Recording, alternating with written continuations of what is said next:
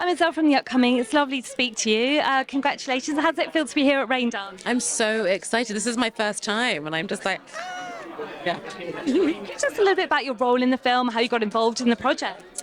Yeah, I mean, I got a call from Stephen asking essentially if I wanted to do it, and I'd read the script and thought it was amazing. And I play a character called Bethan, who is the stepmom of the piece, and I just really fell in love with Rebecca's writing, and knowing that everybody else was involved, I was like, this feels like an absolute no-brainer. It was just like a gift of a job.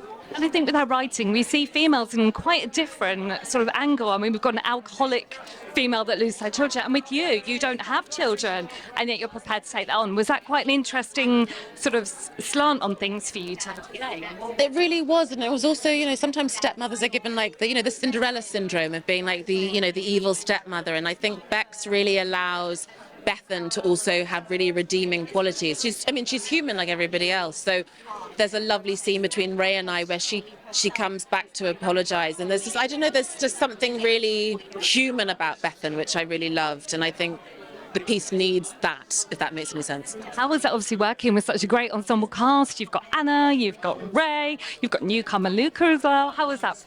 It was a real dream. I'd worked with Ray before a while ago, and he was heaven and is still heaven.